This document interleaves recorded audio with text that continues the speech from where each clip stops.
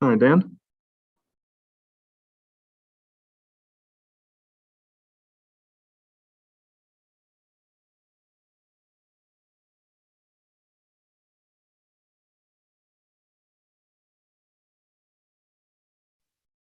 Hey, Corey, give us a second here. We're getting set up. Okay, no problem. You can't see me, right? Correct. We cannot see you. We can hear you, but we can't see you. I'm trying to throw out my video here.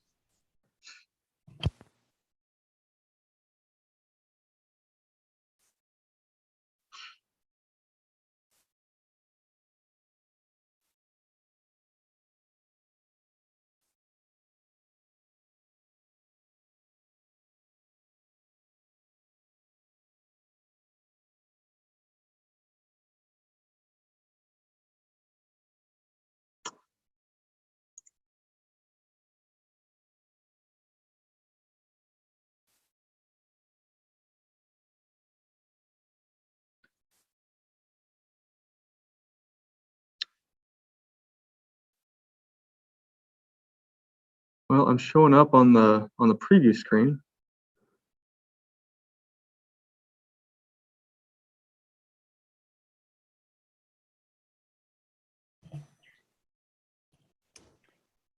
Right now, we're still not seeing a video for you. We just see your name. Okay.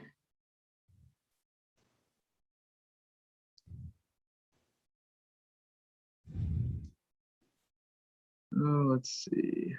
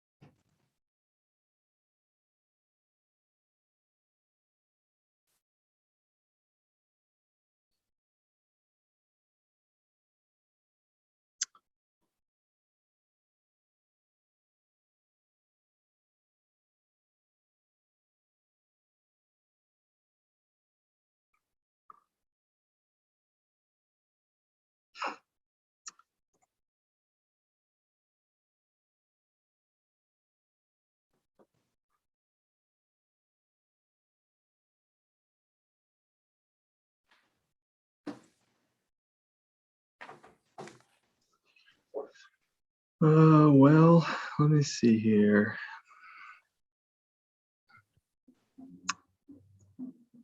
It says it's working on my preview on my settings here, but for some reason it's not coming across.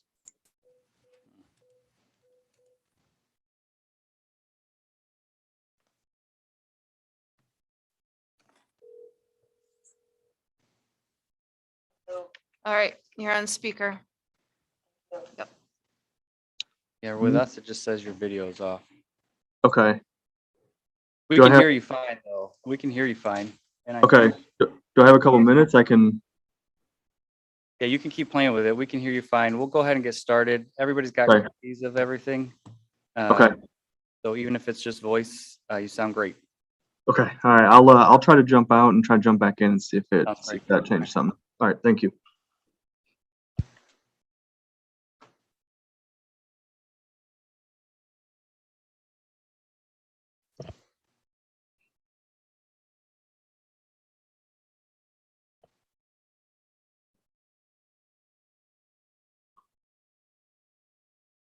Oh, hey Dan, are you there? Yeah, I'm here. It says you cannot start your video because the host has stopped it. Okay, let's see. I click OK. Not sure if something's popping up.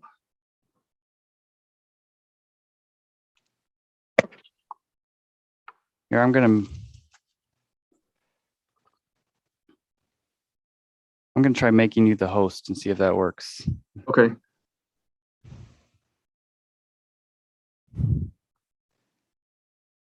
All right, see if you can turn your video on now. Okay. There you go. We can see you now. Okay. All right, we're gonna go ahead and get started then. Okay. Know when you're up. Yep. Perfect.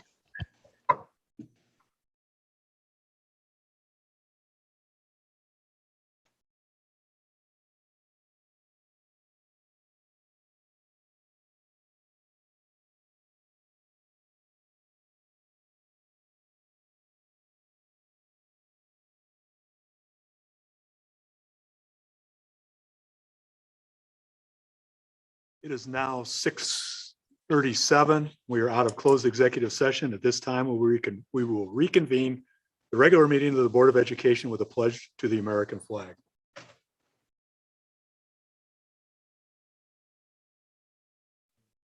the flag of the United States of America, to the republic for which it stands, one nation, under God, indivisible, with liberty. Roll call, please. Mr. Booker, Mr. Herrera, Mrs. Hauk, Ms. Mayville, Mrs. Reed Nemick, Mrs. Whitcomb, Here. Mr. Zickert. Here. Are there any items on the agenda any members of the board would like to amend or move? No, hearing none. I do have a motion to approve. Do I have a motion to approve the agenda of the regular meeting of the Board of Education on December 20th as presented?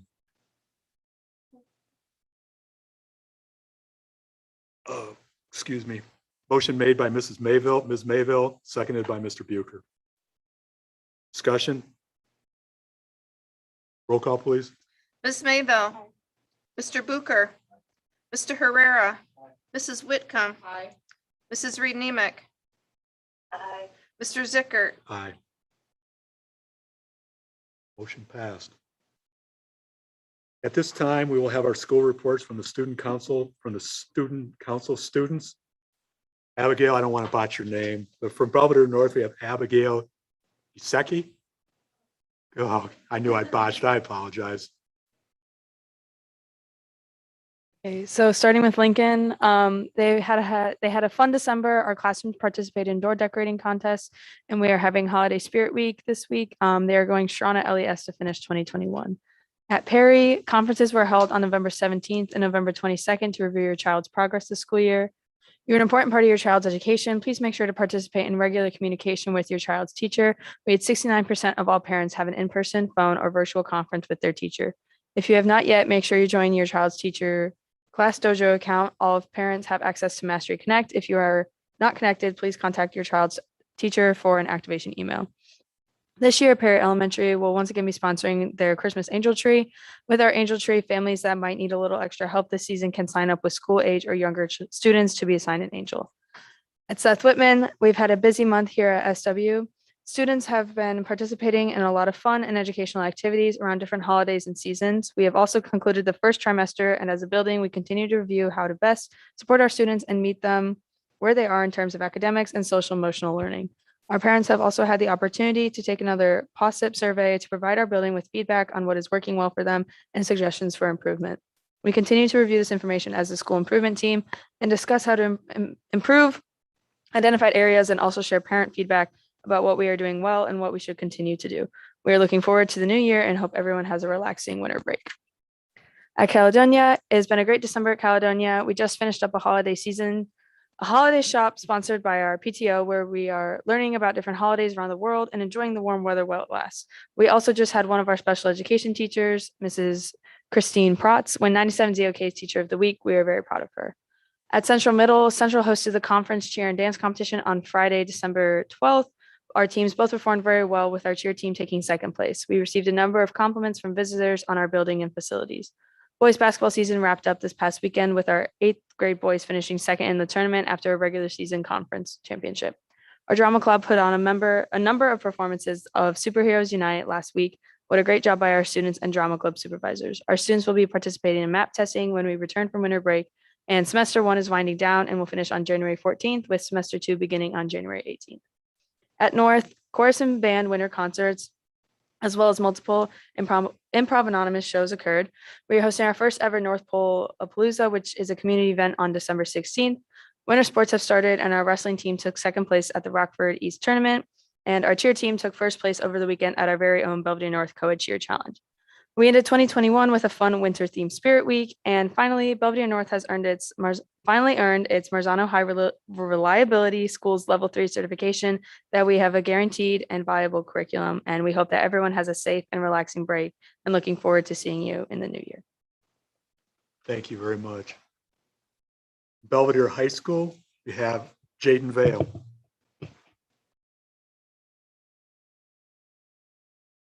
Okay, so starting off for Meehan, in December, the building launched Robo Lab, which is a virtual reality lab where students can choose expeditions to explore. They also celebrated December fun, such as Grinch Day, where they celebrated kindness, and Happy Holidays Day, where students explored what the holiday traditions are like in other countries. At Washington, as we prepared for winter break, we celebrated winter holidays around the world. Our staff recorded themselves exploring different cultures, and some spoke in multiple languages. We added the videos to our daily morning announcements. You can find a running record of our morning announcements on our website. At South Middle School, SMS celebrated a strong finish by our boys basketball teams and a third place finish by our POMS team this past week in the NCJC tournament. Girls' 7th and 8th grade tryouts are currently underway. Students celebrated a spirit week this week and participated in some thankful activities and mentoring in November. At Belvedere High School, in December, BHS celebrated Special Education Appreciation Day and Junior Class Appreciation Day. We held a choir concert, band concert, and improv comedy performances in the PAC.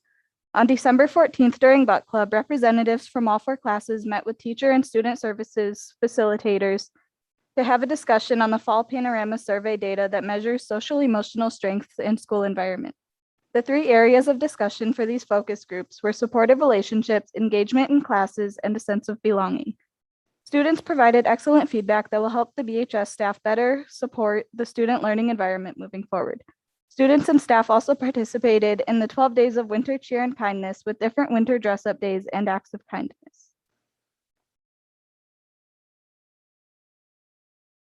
Thank you very much, ladies. At this time, we will have our annual financial audit presentation by Grenz and Associates via Zoom. All right, you're up, Corey. Okay, thank you. Well, good evening, everyone. My name is Corey Cowan with Gorns and Associates. We complete the independent annual audit of the school district. For anyone who's been on the board for a little while, you probably are used to Tom Peffer. He did retire this last year, and I've taken over the audit here. So spent about 12 years up there, and now as the in charge. So just want to recap the audit here a little bit here tonight. Just kind of go over some things. I know everyone has, I believe everyone has the blue bound copy of the audit report, and I also believe that you have kind of it's about 10 pages, kind of our board presentation board kind of packet that we go over, which is really what I'll focus on here in this presentation. But if anybody has any questions, feel free to let me know as I go here. So, Corey, we didn't end up getting the bound packet, but we do have, it's like a 12-page board report PDF that all the board members have. Okay. Well, I will start with, I'll go ahead and review that. And then, yeah, like I said, any questions as we go here, feel free to let me know. So to start here on the board presentation, the one thing that we kind of bring the board presentation back to is the operating funds. So we really look at the ed, O&M, transportation, working cash funds of the district. So to start here on the first page, you can see where we kind of start with that total equity for all the funds. We really back out anything that's restricted or fixed assets, things like buildings, land, things like that. Flex benefit plan, the trust and agency fund, self-funded insurance, all that, back all that out until we get to that net equity in the operating funds total of that 70,664,000. Then we also look at other things such as advanced taxes that the district receives right at the end of June that are really kind of meant for that next fiscal year, but the district is on cash basis, so it's reported as it's received. That 24.425 million. Also back out things like unpaid contracts and operating fund or construction commitments. And then we get to our unencumbered equity, kind of our open equity of 40,373,172. Slight increase, about 400,000 over FY20. The rest of the page here, we look at not only actual to budgeted revenues and expenditures, but again, kind of where each fund ended as far as actual revenues and expenditures go. You can see that no fund was over budget from an expenditure standpoint, and then kind of an actual to actual look. You can see where the ed fund had a deficit of about 600,000, whereas operations and maintenance was an increase of about 1.3 million, and then transportation an increase of about 885,000. And then finally, the financial profile score ended up being a 3.9 this year. 4.0 is the highest score that ISB does offer. The 3.9, there's a slight, tenth of a point hit here for the amount of long-term debt that's outstanding. Brings us down to 3.9. Still financial recognition, still the highest category that ISB offers there. Moving on to the next page here, just a little more detail as far as revenues and expenditures go. And then just kind of a look at the last 2 years along with the current year, and then the change from 20 to 21 here as well. So one thing to note, I would say other local revenue, you can see where that was about a $2.39 million decrease. A couple things really offset each other. Replacement taxes went up. Obviously, interest was down quite a bit. Local lunch funds were also down quite a bit as there was kind of a transition there, right, to the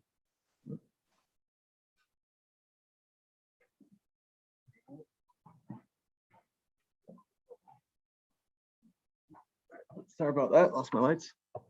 So we lost kind of our local lunches, went to federal lunch, district-wide lunch. But then the main decrease there obviously was the one-time donation received in FY20, which was about 2.1 million that we didn't receive in FY21. A couple other things to note, obviously ESSER funds and lunch revenues going mainly federal, kind of led to our increase in federal sources there. And then a couple things on, really on the expenditure standpoint, when you really look down to it, there's a decrease of about $1.3 million of total cash expenditures. A couple things really kind of decreased more than others. Regular programs decreased by about 775,000. Most of this was related to capital outlay. Basically some tech purchases in FY20 that we didn't have in 21. So overall, a surplus in the operating funds of 562,000, up a change, I would say, of about 1.1 million from FY20. The next page here is just a little more detailed look of the revenue sources. So when we look at, again, kind of looking at, broken down by fund, but again, kind of looking at the changes in those revenue sources. You can see where replacement taxes, going from the 1.838 million to the 2.352 in the educational fund. Interest down about 270,000. The food services, again, kind of that switch from that local revenue source to the federal source as everyone went district wide. And then other local revenue from the 2.4 million to the 485,000, again with that donation there. So operations and maintenance the same way, transportation the same way, really, as far as those sources, specific sources go. And then kind of the total operating funds, you can see really where revenue stayed very steady, 100.2 million to right at about 100 million there, total revenues. The next page here is a look at kind of the revenue sources, really what makes up the majority of the revenue sources. So roughly 81% of all revenue is generated from local real estate taxes and evidence-based funding. You can see really where your other state, other local, federal are really about the same, relatively similar, make up less than 20% there of total revenues.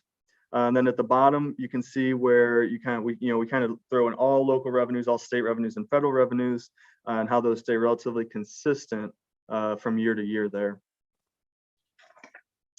And then the next page here just gives another historical look, more of a historical look, I should say, of those revenue sources. So real estate taxes, steady increases over the last 5 years.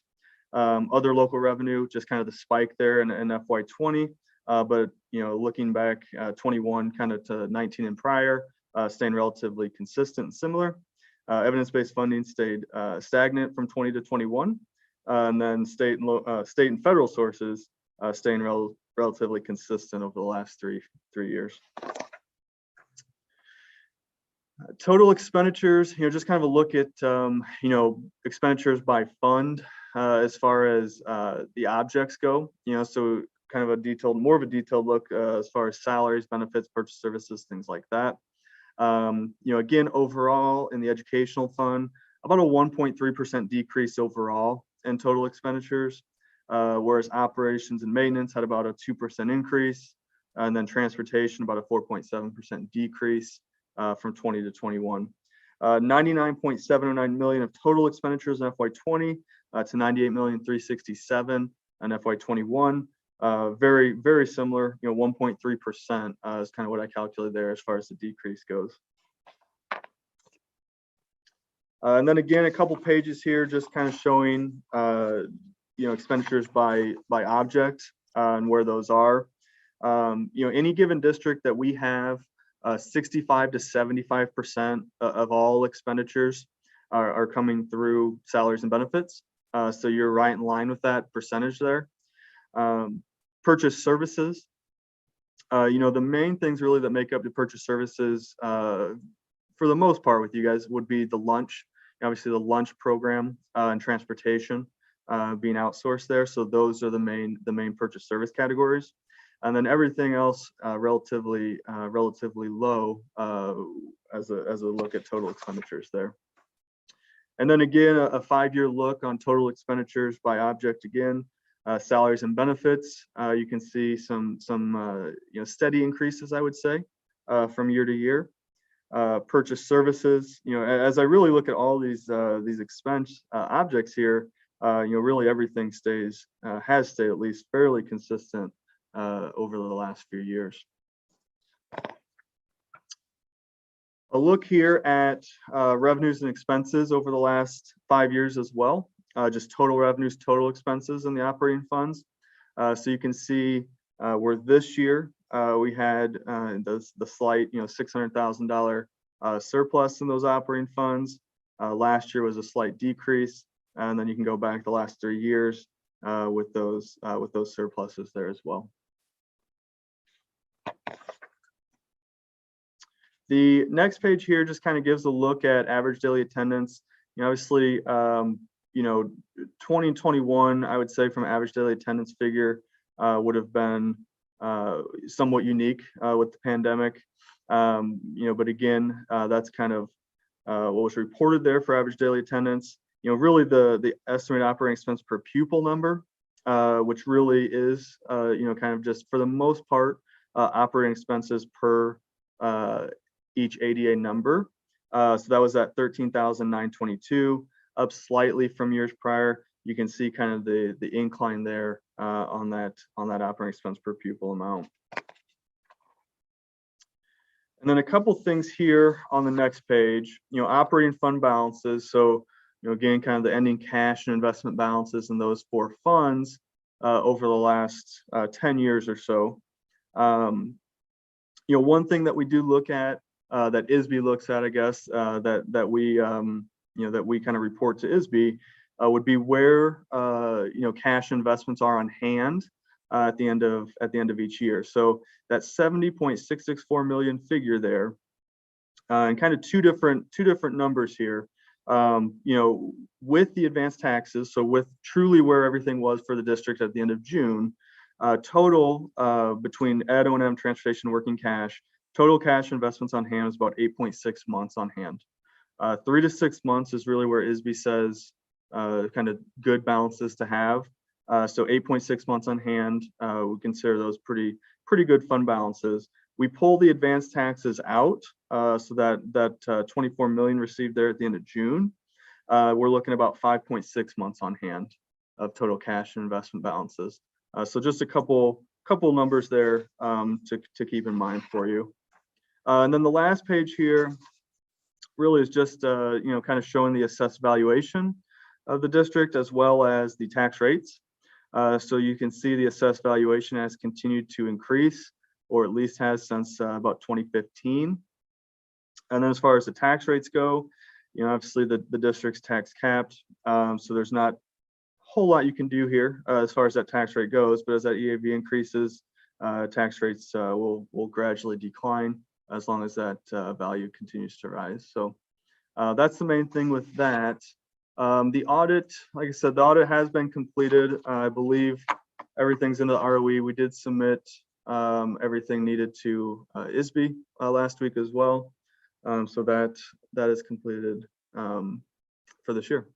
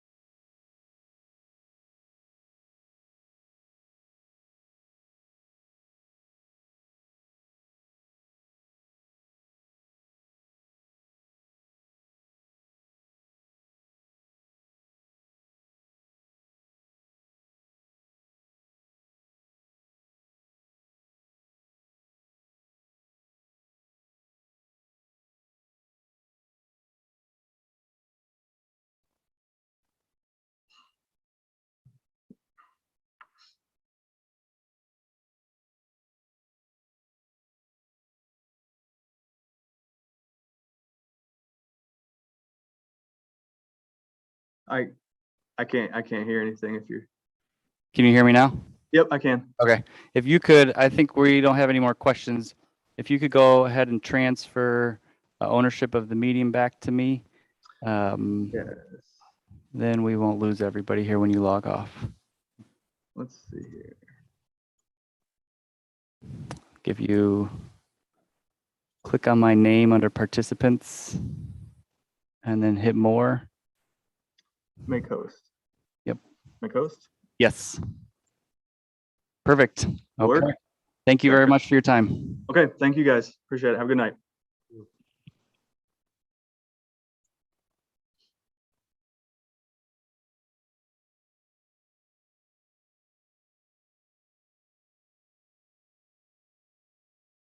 At this time, members of the public and employees of District 100 who submitted comments via email will be read. Those attending in person may make public comments. A reminder that this is a professional business meeting, and as such, all attendees from board members to speakers to public attendees are reminded to conduct themselves professionally and refrain from the use of profanity, unprofessional language, and or verbal or personally directed attacks. Verbal comments from the public are restricted to those being delivered during an individual public comment as indicated on the board agenda. Per board policy 2:230, the board must allow a minimum of 30 minutes of public comment and a 20-minute minimum total length time for any one subject. We reached 30 minutes on any given topic this evening and may request an end to public comment. In order to give the maximum number of people an opportunity to speak, please limit your comments to 3 minutes. All comments provided to the Board of Education via email prior to the meeting have been included in the board packet for public information in case we do run out of time for those who wish to speak tonight in person. Please be sure to state your name for the record. As time allows, their comments will be read, but at this time, people wishing to speak in person may do so. Do we have anybody wishing to speak? We had no requests. Thank you. Next, we will have our Board of Education committee reports. Business Service Committee meeting, December 6th. Mr. Bucher, do you have anything you would like to highlight?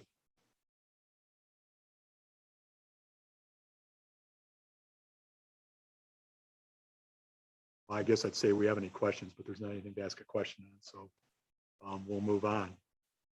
Policy Committee meeting, December 7th. Mrs. Whitcomb, do you have anything you would like to add or highlight from our Policy Committee report? The minutes are long and the meeting was very large, largest ever. A number of policies sent down by press. But it was a great team of people assembled. Pam was very helpful in getting everything set up and organized in advance so that we were able to move efficiently. We were able to use the board. It was an elephant to eat, but we did it one bite at a time. And there's lots of policies that will be there for first reading. Collectively, we made no changes to any recommendations from press. We didn't, there was nothing that we, took apart separately. So that's just sort of a general overview. Sir Rare, did you have anything? Team effort. We did. Well, that's good. Does anyone have any questions for the Board Policy Committee members? In addition to the policies listed for the first reading, I understand we have several listed under consent agenda items that the committee reviewed, but the only changes were to legal references. So it's the committee's recommendation to take these policies listed and consent straight for approval this evening and not hold them over to next month.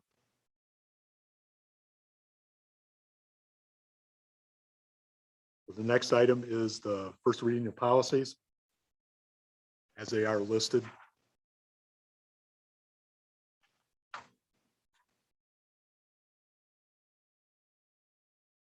Next item, Parent Teacher Advisory Committee meeting, December 13th. If anybody that was reporting on that. I can report on that.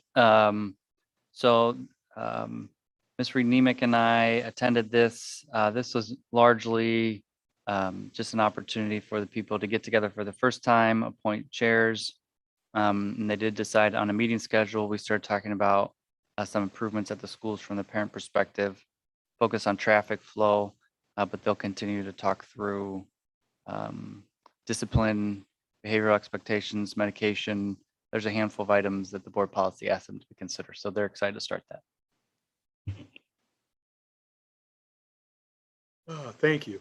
Next on the agenda is the consent agenda items. Are there any items on the consent agenda any members of the board would like to be taken out for separate consideration?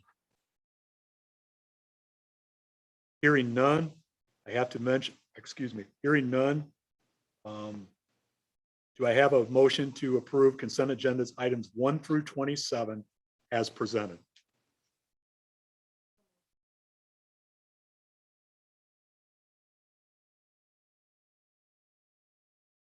Second. Sorry. Motion by Mrs. Whitcomb, second by Mr. Herrera. Discussion?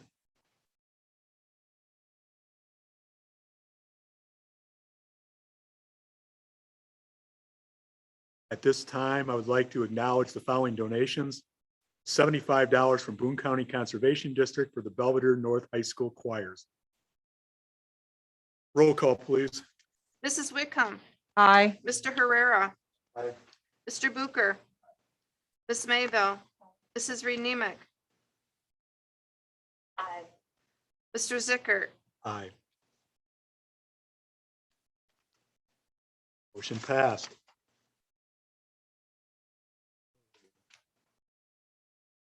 Next, we have our roll call action items. Do I have a motion to approve high school courses for 2022, 2023 as presented? Motion made by Ms. Mayville, seconded by Mr. Herrera. Discussion? We can answer any questions people have about these. If there's a lot in this proposal, and so if there are concerns with a single part of it, I think in past years, sometimes the board has amended the motion and struck things that they didn't necessarily want to approve. The reason for that partially is timeliness. We do have students that will hopefully start the course selection process next month. I just had two quick, I've asked these before, but I just wanted to ask at this time. On the Global Scholars Program, how is that capstone thing going to work? I know I brought this up before, and I thought, just was curious who was going to handle that and how that was going to operate. So that's a course that'll be taught by a social studies class, teacher rather. And so students independently develop a project, and then the teacher helps facilitate the development of that project. There is a template. The Global Scholars Program is a program that's available statewide. And so this is just our opportunity to join that program so kids can earn a certificate through that program. Did you have other specific questions about how it'll operate? Yeah, I just was curious on, I know it, to me, the final project seems like an Eagle Scout project, which doesn't make it a bad thing at all. It's just something I could visualize for myself, is that somebody is going to have to, are we going to have a class or a teacher that has a FTE for doing that, to monitor that kids and supervise the program and such? Yep, that's exactly it. So the kids would have a class during the day with the teacher that works as an advisor to those students to help them work through the project. So they have that dedicated time along with the dedicated support of that teacher.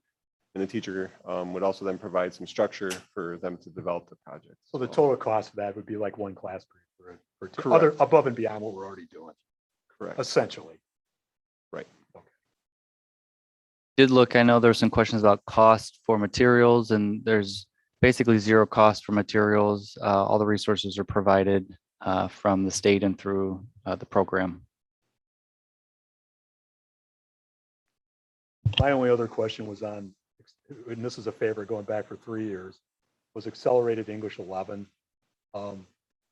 I just wanted to just state my opinion, and then everybody else can do whatever they want.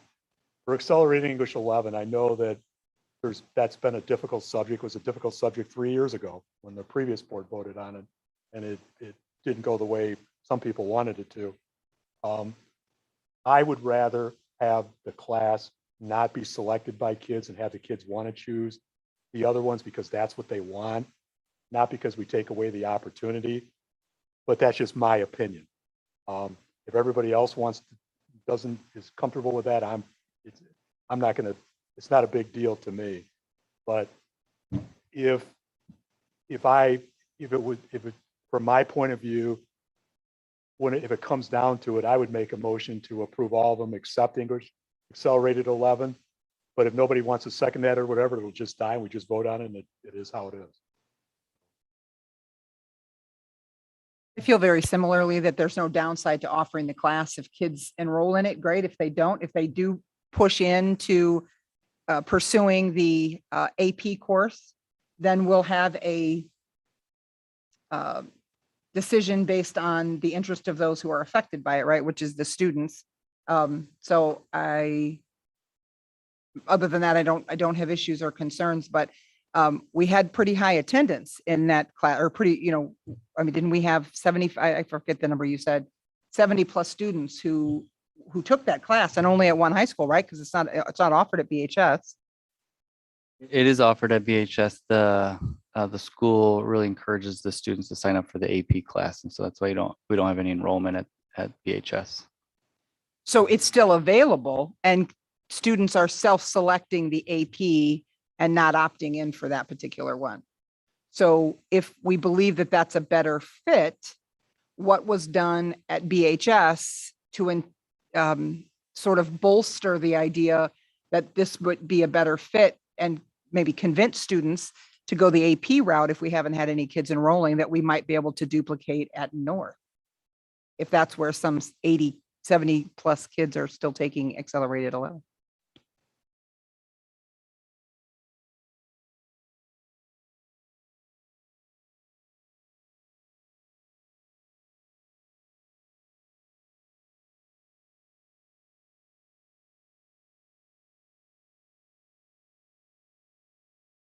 That's probably has been the case. I know that both of the department heads, English department heads at both of the schools were part of this recommendation and are recommending that we consider removing it from the list. The one teacher that contacted me from BHS was, one of his concerns was twofold, I guess. It was more than two, but two major ones were that, one, it made for a lot of preps for teachers, which I do understand that is problematic. And two, I think they were disappointed when they had two retirements, one each at BHS and one at North. In the English department, they weren't filled. I think they thought that made it made it more difficult for them, was the gist I got from the correspondence that teacher sent me. And I just responded that I think that wasn't a discussion with us. That's a discussion with your building principal. That I mean, I have no idea why they filled them or didn't fill them, and that was up to them. But I think that was a concern from one of the high schools.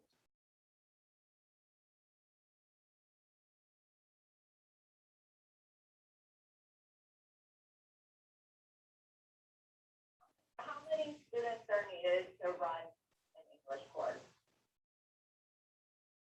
You want to take that, Dr. Carson? Yeah, generally we require there to be 20 students in a course to run a course, generally speaking. Sometimes we'll go a little bit lower for an AP course or one of our pathway courses if the enrollments are a little bit below 20. And typically if a course hasn't had enough enrollment for roughly like 2 years, then the recommendation would be to discontinue it. In the past, yeah, we had looked at 4 years. I think there was some courses a few years ago that we eliminated from 4 years of not running, but we're definitely keeping eyes on courses. And if there's no requests, that's definitely a concern. So then I would move to amend the motion, not delete Accelerated English 11 from the course catalog next year.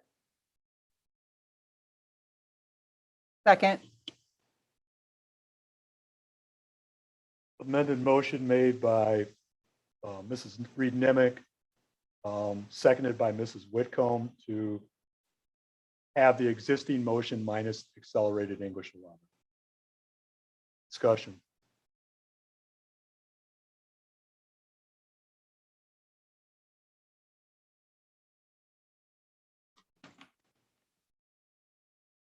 Just right around 20, it's just over 20 that are in the AP class at North, and there's in the mid 60s in the accelerated class at North. And I think that I think it's fair to say that that's a nice option for kids to go the AP route. I just don't know that we're going to be able to make that leap with some 70 kids in a single year, right? Didn't we have more than, what was the total number? More than 70 that were in Accelerated English 11. Correct. So From both schools, yeah. if we don't capture those 70 in a single, and get them to go the AP route. Yeah. 70 historical, right? So the 70, yeah, so they'll be out of the class by the end of the year, and so next year is a different class size or option. So I guess, whatever is adapted, it's just based on what the option is, but again, that 70 is historical, so.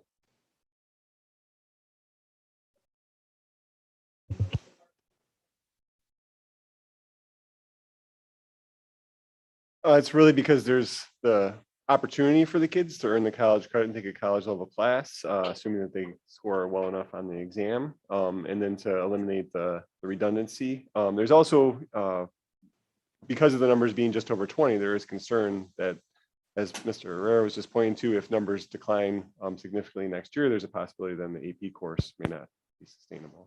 And the process that qualify for accelerated.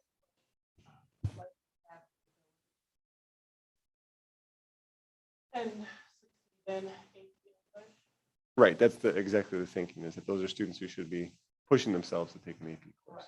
so kids like my son.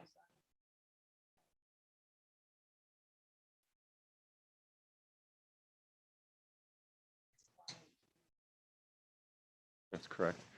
I think it's important to note too, not this coming school year, but the 23-24 school year, there's a new law that will require us to place students in the most rigorous AP or International Baccalaureate, which we don't have, course, if their test scores demonstrate they're prepared for that. So not this year, but the year after, that will definitely have an effect on how many students then are taking the accelerated versus the AP course. I don't know. I don't, I mean, it's not a hill I'm going to die on, but I just wish we would convince kids to take the class we want them to take, like they have at one school. That must have evidently done it. Wasn't in my time, but they've evidently done it since then. And have the kids choose that, see the value in that versus us doing it for them. That's been my only thing. We don't do that for any other class. We don't have, in math, we don't say that you have to take this because we think you're ready for it instead of that. In other words, we don't make you take AP Calc instead of AP Stats because you qualify to take, you're smart enough, you should be an AP Calc instead of taking or take them both or whatever. But that, like I said, it's not a big deal to me. I just wish we'd have the kids decide instead of us doing it for them. In high school?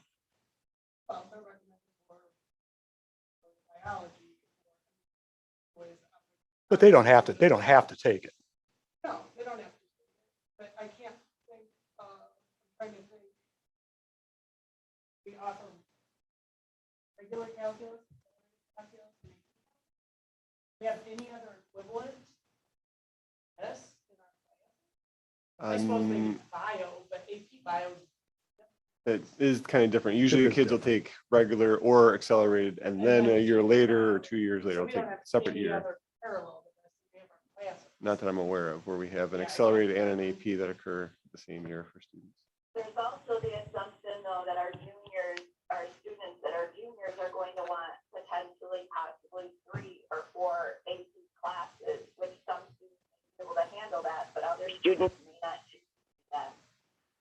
And I would rather give them the option that they have instead of being pushed into a class that maybe they don't feel they're ready for. And also to continue to spend the time perhaps doing some crosstown, communication about how they got such a buy-in at BHS. It affords us the ability to say, let's have the option still available for this next course catalog, but see if we can't get some of those, maybe in numbers that are greater, we could get those 70 something to move into the class where the 20 something are now. Right. That's not going to happen. Now it sounds like you're taking this option away from placing them in classes.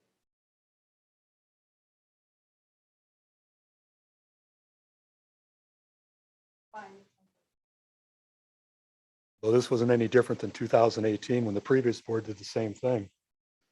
From what I recollection, I'm sorry. wasn't this the same thing 3 years ago in 2018? Well, we've had this discussion for Right, years. and it failed then too, 3 years ago.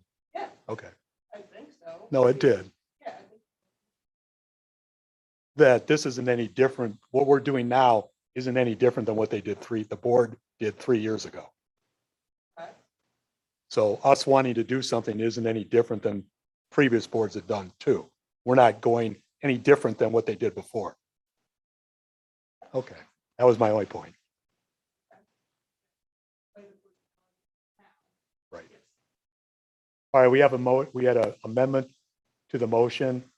Any more discussion? Roll call vote on the amendment to accept all the course recommendations except delete accelerated English 11.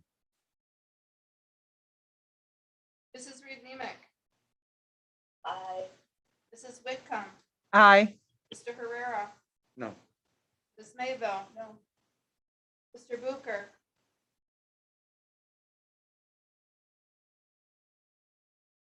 Mr. Zickert, Aye. Now we need to vote on the current motion, which is the high school course catalog of the amended motion. Roll call, please. I'm sorry, can you say, Sure. coming in while We're voting on the motion that was the amended motion to accept the courses of the course catalog minus accelerated English 11. the original motion. The original motion is As amended. As amended, my Sorry. fault. Thank you very much. Sorry. No, it was my fault. Ms. Mayville, Mr. Herrera, Aye. Mr. Booker, Mrs. Reed Nemick, Aye. Mrs. Whitcomb, Aye. Mr. Zickert. Aye. Do I have a motion to approve the middle school courses for 2022-23 as presented? Second. Motion made by Ms. Mayville, seconded by Mr. Herrera. Discussion? Yeah, so I'll jump in here real quick. This is something that's new for us. We have not proposed middle school courses in the past, but board policy does require that this be approved, that curriculum courses be approved by the board. Let's see, so really this, Dr. Carson can fill in here if I have any blanks, but really this memorializes the programs that are currently offered at the middle school. This allows us to move forward with any proposed changes in the future. We're not proposing any changes for next year. This is what is offered right now. But in the future, if we wanted to propose changes, this would give us kind of a baseline to make those changes from. Did I miss anything? Okay. Any further discussion? Roll call, please. Ms. Mayville, Mr. Herrera, Aye. Mr. Booker, Mrs. Whitcomb, Aye. Mrs. Reed Nemick, Aye. Mr. Zickert. Aye.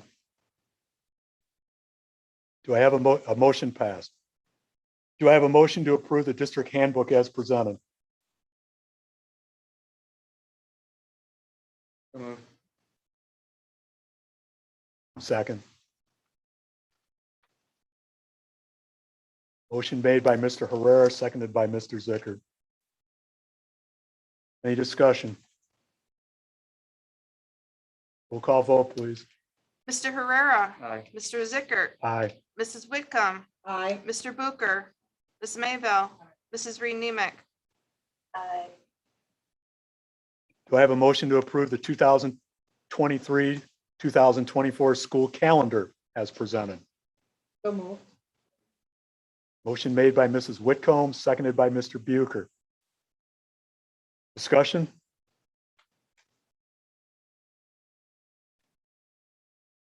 Roll call, please. Mrs. Whitcomb, Aye. Mr. Booker, Ms. Mayville, No. Mr. Herrera, Aye. Mrs. Reed Nemick, Aye. Mr. Zickert. Aye. Do I have a motion to approve the summer school work positions and stipends as presented?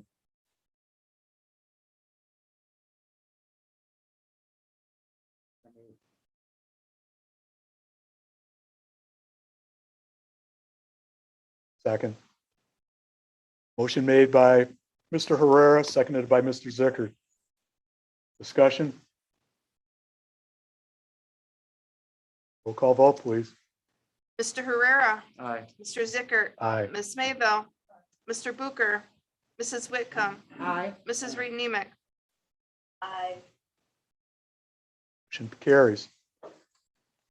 Do I have a motion to approve capital expenditure approval and award the bid to Temperature Systems in the amount of $550,000, $550,976 as presented? So moved. Second. Motion made by Mrs. Whitcomb, seconded by Mr. Herrera. Discussion? I have a question regarding the is this the manufacturer that we're buying directly from? Here, we invited Scott here for, to answer some questions. Could you just make sure the green light's on? Okay, go for it. All right, thank you. It's not directly from the manufacturer. They have manufacturer reps that will sell their products. So it's through those manufacturer reps. And this is the same thing that came through business services, Mr. Booker? Yeah, it's the same thing that came through. We didn't have the bid results when we had business services, but we just got the bid results since then.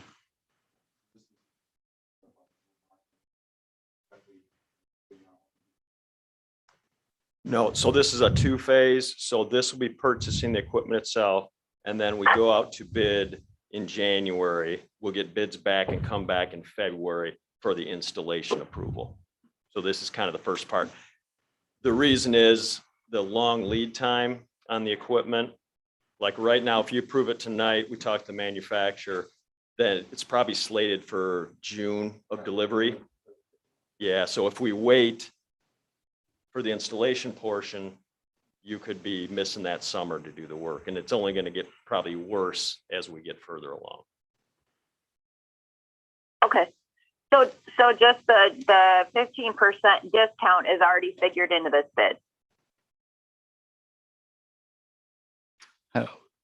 Could you explain what you mean by the 15% discount?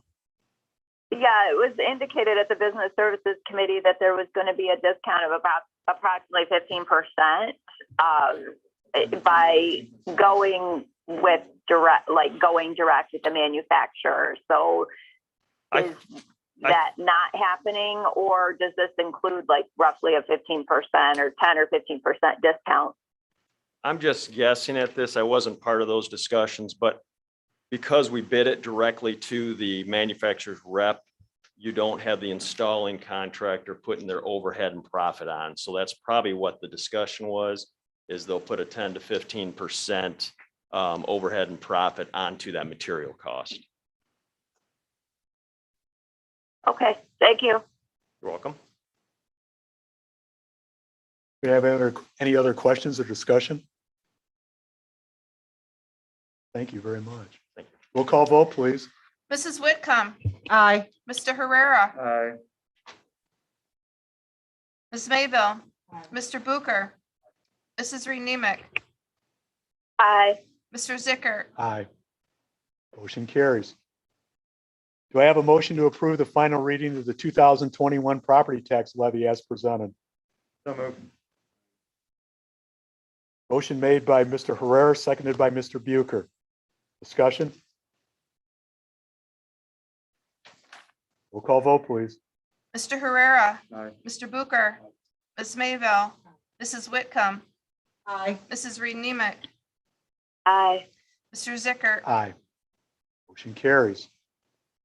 Do I have a motion to approve the resolution abating a portion of the tax heretofore levied for the year 2021 to pay debt service on the outstanding general obligation capital appreciation school bonds series 2005B of the district as presented? Second. Motion made by Mr. Herrera, seconded by Mrs. Whitcomb. Discussion? Roll call, please. Mr. Herrera, Aye. Mrs. Whitcomb, Aye. Ms. Mayville, Aye. Mr. Booker, Aye. Mrs. Reed Nemick, Aye. Mr. Zickert, Aye. Motion carries. Do I have a motion to approve the SEC HAMA filing an annual past issuance tax compliance report to the board as presented? So moved. Motion made by Mr. Herrera, seconded by Mr. Bucher. Discussion? Roll call vote, please. Mr. Herrera, Aye. Mr. Booker, Aye. Mrs. Whitcomb, Aye. Ms. Mayville, Aye. Mrs. Reed Nemick, Aye. Mr. Zickert, Aye. Motion carries. Do I have a motion to approve the teacher evaluation plan modifications as presented? So moved. Second. Motion made by Mrs. Whitcomb, seconded by Ms. Reed Nemick. Discussion? Is this the part on the tenure teachers? Yes, this Okay, is, That's what. Yep. Okay. Any discussion? Roll call vote, please. Mrs. Whitcomb, Aye. Mrs. Reed Nemick, Aye. Mr. Herrera, Aye. Mr. Booker, Aye. Ms. Mayville, Aye. Mr. Zickert, Aye. Motion carries. Following discussion items have been requested to be added for discussion or will be coming up for further review and or possible action in the future. Background information has been provided and the board may ask questions and or request clarification at this time. The first one was topics brought up by board members included structure and expectations of committees, community disruptions, length of board meetings, board workshops, and self-evaluations. Open for discussion. So Mr. Zickert read tonight before the public hearing of visitors. He read an additional portion that indicated that this is a professional business meeting and gave requirements and excuse me, requirements for those that are participating in meetings and attending meetings. That will be posted before every hearing of visitors now into the future, and that is the plan that will be followed.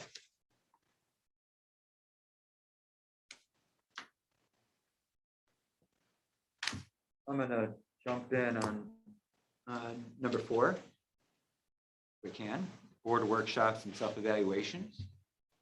So I had reached out to Ms. Reed Nemick with a recommendation for a self-board evaluation in January or shortly thereafter. There's different workshops that we could look at. One that I recommended was board governance review, which allows the board to assess its work against best practices. Board members and the superintendent are surveyed in advance, following field trips to staff to facilitate a board team discussion regarding what's going well and how we can improve. Certainly, I think there's room for improvement from the way we operate our board to governance. So that was my initial recommendation. And these are our board self-evaluation workshops that are available by ISB to present on. I believe 4 years ago, there was a board governance review that was conducted before my time. And there's now been 3 additional board members, including myself, who haven't gone through that board governance self-evaluation workshop. So that would be my recommendation there. I have a second recommendation if we don't think that one self-board evaluation workshop should work out, but there's the other one. It's called the Trust Edge Experience, the Trust Edge workshop builds high-performance teams through the 8-pillar framework for building trust. Participants will practice methods to clarify expectations, improve relationships, and reduce interpersonal conflict, as well as methods to appreciate others. Build accountable culture and recognize how to rebuild trust when it has been broken. So those are my 2 recommendations on a self-board evaluation. I think it's time. It's been 6 months since we've had one, and in my opinion, I believe we probably should conduct it.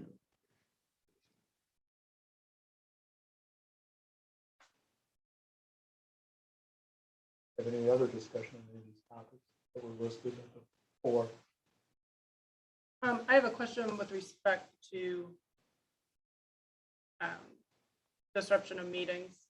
So what happens then if there is a disruption? If there is a disruption, the first time there's a disruption, the president will call that out. If further disruptions happen, excuse me, if further disruptions happen, the superintendent and/or the president can request to remove someone from the meeting, and police presence can be used if necessary. So people get 1 free pass to disrupt the meeting? Yes. Okay. And this is for everyone who is participating in the meeting, participating via online, or participating that way. Are we still reading public comment that is submitted via email at meetings? Yes. And what are we doing to ensure the identity of those people submitting public comment via email? There is not a required to ensure the identity of someone that is participating by sending something in, nor do we check the identity of those individuals that come and speak at our meetings either. Sure, but when someone comes and speaks at our meeting, I can tell that that's not Tom Bucher standing at the podium. If the person says they're Tom Bucher, I can tell they're not Tom Bucher at that podium. But if someone submits an email that says they're Tom Bucher, I can't tell that. Well, there's many times when somebody may speak at our podium and the name that they give, I may not know. I don't know everybody in Belvedere. Nor does anybody have to live in Belvedere that speaks at our podium either. No, they don't, but they have to put a face to the name. I'm just curious. I think we've already received 1 public comment from someone with a false name. And I'm curious as to the utility of receiving public comment via email and reading them when people can now come to meetings. You know, that was kind of put in place because of COVID. We had meetings that were entirely virtual, and that was our only method of receiving public comment at that point. And I'm wondering what you're going to do when you receive a public comment from Tom Bucher that's clearly not from Tom Bucher. Well, I'd probably approach Tom Bucher and ask if Tom Bucher made the comment. Okay, but if you receive a comment from Joe Smith and it is something that the real Joe Smith would not say and would never say, and someone submits that via email, how is that addressed? What is if you're the talking about using things that are outbursts or profanity, that would not be read. No, but what if you're talking about things that that person did not say, but you are reading it into the record as if that person said it? I mean, my question is, why are we continuing the practice when it's clear that people can make up fake email addresses and sign names to the public comments that aren't real? It was a necessity during COVID when we had virtual meetings. What is the utility of this now? Well, at this point, not everybody probably feels comfortable attending meetings in person. I'm not going to make that decision for them, but I'm also not going to reduce somebody's ability to participate publicly if they don't feel comfortable coming to meetings. Now, this is something that we can look at in the future, but at this point, to restrict people being able to participate publicly is not something that I want to do as president. Okay.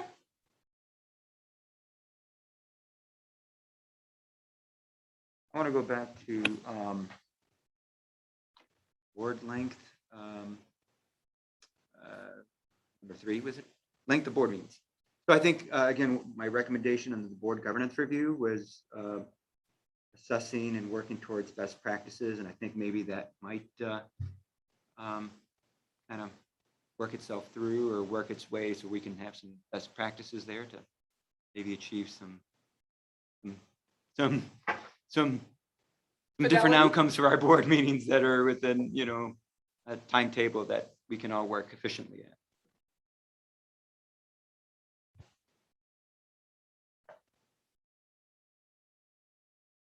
Yeah, you were referring to length of meetings there?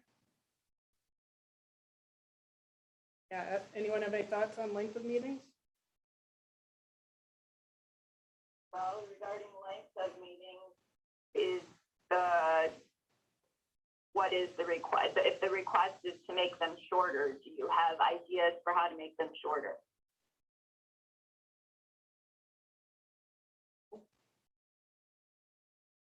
Certainly, when you compare our agendas to agendas a year ago, they've, quadrupled in size. Not really, if you go back and look. When you look at the meeting lengths, they've more than doubled, tripled sometimes.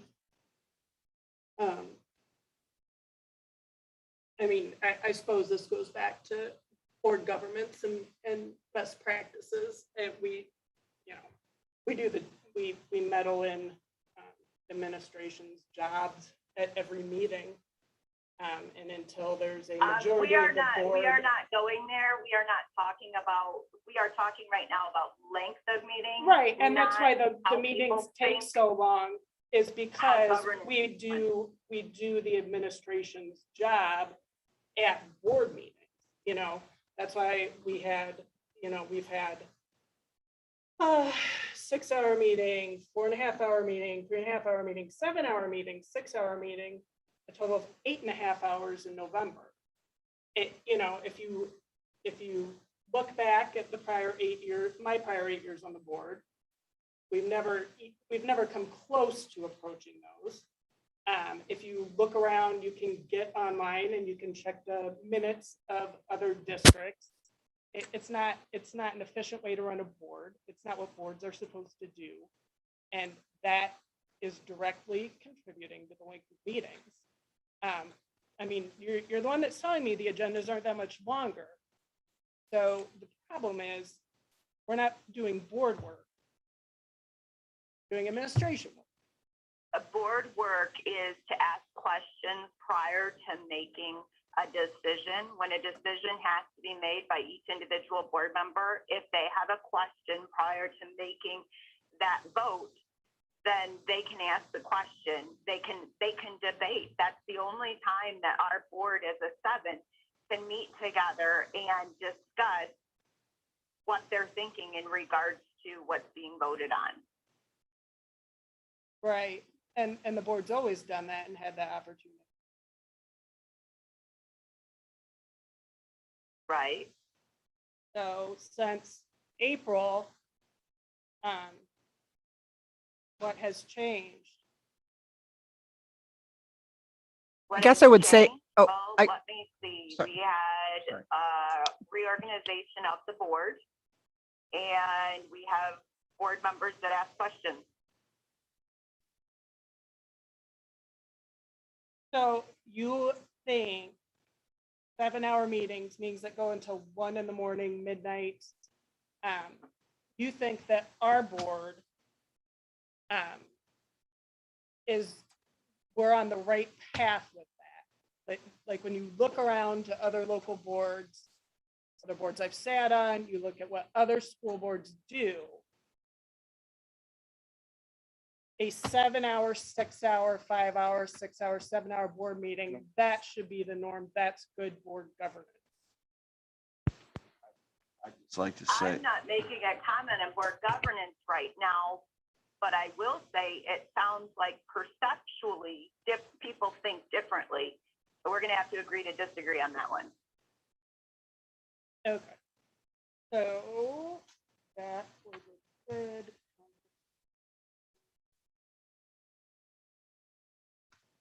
Well, Further on this. So the question was Sorry. asked, what could we do differently?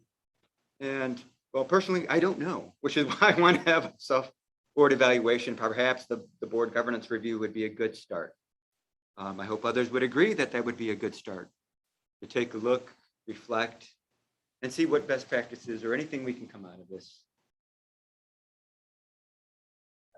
I would say, I think, yes, we've had long meetings, but the work we've been doing is necessary and it has to get done at some point.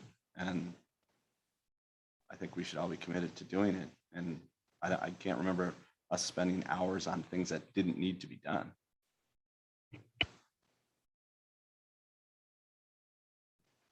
I would say I would agree with that, but are there ways that we can be a little more efficient? And maybe there are, and you don't know. And I guess that's why I'm bringing this up in terms of the self-board evaluation workshop, to kind of go through that, run through that exercise as a board, to come through that and find out some of these best practices that can help us streamline, perhaps.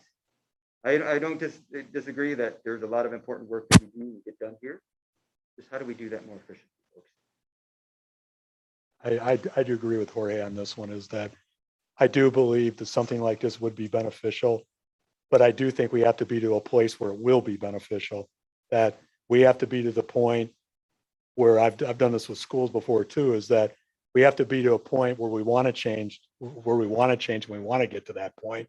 And I think we have to all collectively as a group, all 7 of us, want to be at that point for that to happen effectively, that we can do all these things that you suggest, but we really don't have our heart and effort in it. All of us, all 7 of us, it's not going to be productive.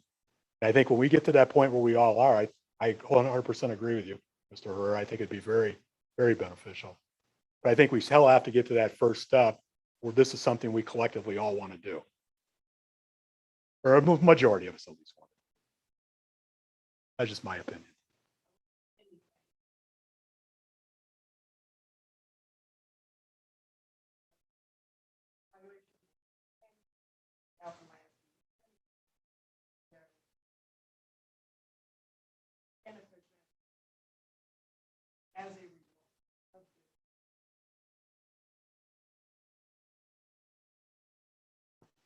Any other discussion? Thank you. Next item, grading and promotion, next steps. So Dr. Carson and Dr. Johnson met with board members this last month to just get feedback on specific portions of the system that kept this from being approved last month. So the attachment includes their notes. Basically, they're looking for repeated themes with all the board members that they met with. And then that's section 1 of the attachment. And then sections 2 or 3 are either where some of the board members brought up something, or maybe where board members had conflicting or different opinions. So our next steps, we assume, are to first today make sure that what we've captured represents where the board's at, and then start to bring back probably a draft, maybe even in January, of what we can do to address these areas if they're the right areas for improvement. So probably first, we're just looking for feedback on if these are the right areas for improvement, and then Dr. Johnson and Dr. Carson might have some follow-up questions. These are, I have not had a chance. I would like to meet with you guys. I've been compiling information. I don't have it all together yet. I had a surgery last week. There's a number of reasons, but I want to put it together. and bring it to you. I should have it in the next week or so for that. I don't think this is.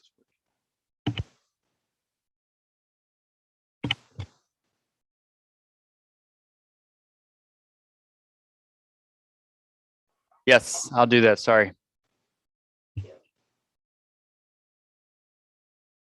When we had conversation, and I think much of it is captured here, I think it'll be important to determine that, it's not just a repackaging of what existed before, but that it's a way to address the issues that exist mostly on the reporting side, at least from my perspective. I understand this is a conversation that's, ongoing. That the way we're reporting it out is creating a great deal of confusion. We don't have buy-in from all stakeholders, parents, not even all teachers, certainly not all students, and finding a way to have the reporting out of grades. But I would say, again, as I said, when Jorge and I met with Dr. Carson and Dr. Johnson, that in all the conversations that I have had with people and the emails that we've received, no one's had an issue with standards-based teaching, right? No one said, oh, the targets on the wall are horrible. We don't want, they need to be continually tweaked and defined. The issue was on the reporting side, on Empower, and then on these 1s, 2s, 3s, maybe 4s, maybe 1.5s, et cetera, and how that all translates out. And, I would say publicly what I said, the common theme and the most direct statement I heard from someone that I thought was the most impactful to me was someone who said, I don't understand why it's the puzzle they don't want us to be able to solve. And I said then, I said in the meeting, I'll say here, I categorically know that is not the intention of the district. It is, however, the experience of many that it just, they don't get it. It doesn't, A doesn't drive to B, and 2 is a 2 unless it is a B, unless it's a D, and so on. So clearing up the ability for there to be substantial confusion and discontinuing that in whatever method is the prevailing advice or the prevailing recommendation going forward is going to be critical.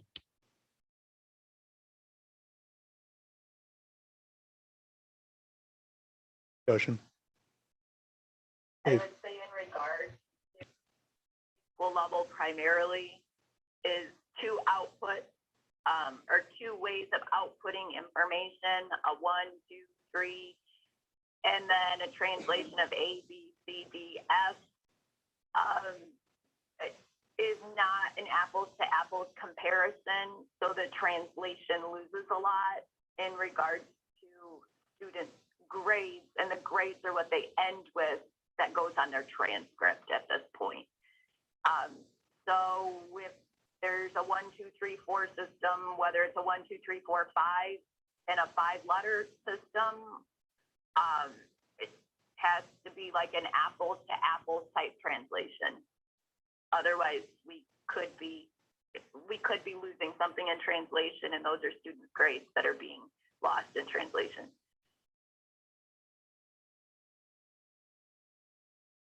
Other comments? Can we just make sure, so Dr. Carson, Dr. Johnson, do you have any questions for the board? Or any clarification? I think the only one that I have is just specifically to elementary, because the reporting system is the 4321. I'm not certain as to how much I'll be able to adjust that unless I went back to like a letter grade or percentage, just because the schools have had it for 4+ years. So I just wasn't certain if this was more of a concern at the secondary level than the elementary. Just from what limited feedback I had, I think it was probably more not elementary and more secondary. I think the elementary felt that they've been able to tweak this over the last few years because they've done it the longest, and that they have gotten to a place that they're, not all of them, but I mean, a lot of them are comfortable with. So I don't think it was as big an issue there. They feel that they probably could have been the best salesman for things like this because they've done it longer than anybody. I mean, they're obviously not uniform.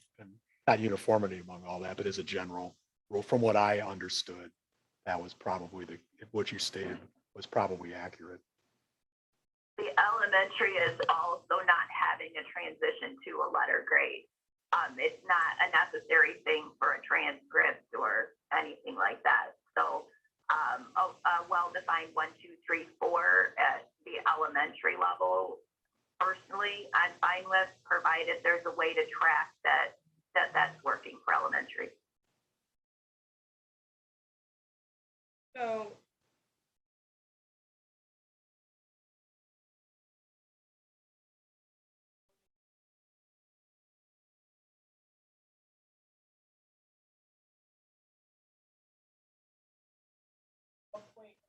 but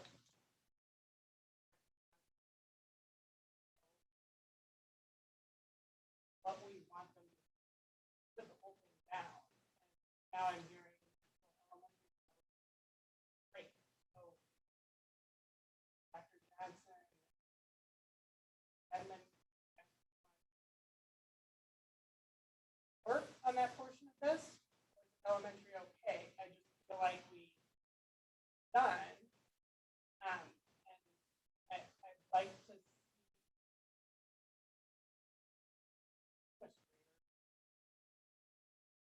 what we like and don't like.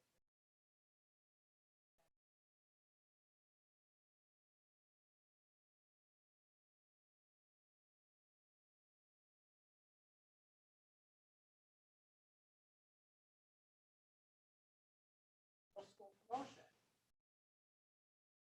Is that fair to say? I think, did you guys ask the same questions to every group? That, Yeah, I know that you meant, I know that. right? because I'm I asking, asked yeah. that question, Yeah, because I know we had and talked about that at I already answered that some We length. answered it Yeah, for 'em. Okay, at well, some length.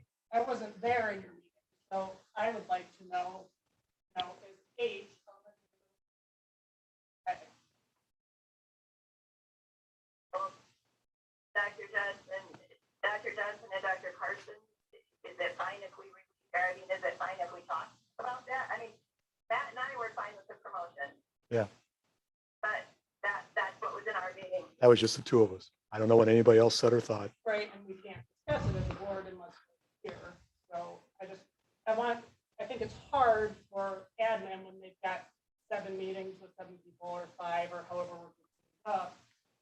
So if we can just give them a little clarity going forward. Do you thought we- feel like you have the input that was, I mean, do you know where you're at, or do you need guidance on GH, and I forget the letters now, to be honest, because we talked about them in specifics. Are you needing more clarity there on those items that were related to weighted grades, graduation Transcripts. requirements, and the Transcripts. promotion or High school grade point average. yeah, are you still, do you need more clarity there based on from any individual board member or the board as a whole? Or did you get enough in the input that you got? The feedback that I heard was that those are not a concern. The high school graduation requirements, the GPA, transcripting, promotion, those weren't a concern. That's what's in the notes is that. Right. So you we're all good have, on that. you have guidance there already. Okay.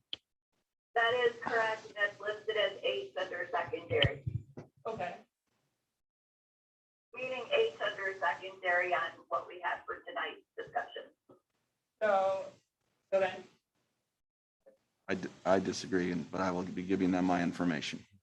okay, but everyone else sitting here tonight is okay with H, elementary and middle school promotion.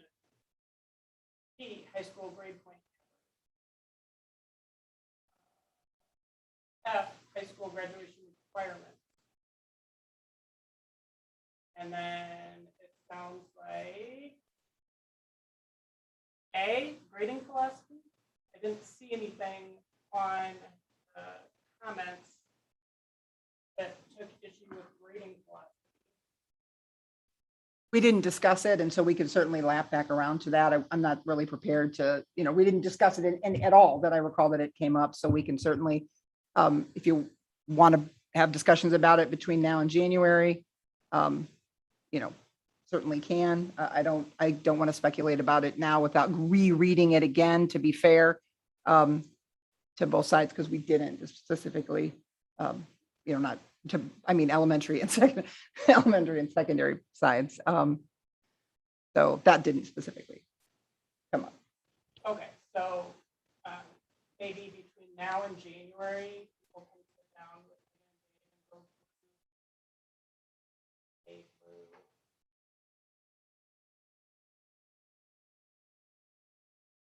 through OE. and give them feedback on those. It sounds like as we sit here tonight, people aren't too concerned about elementary school grading.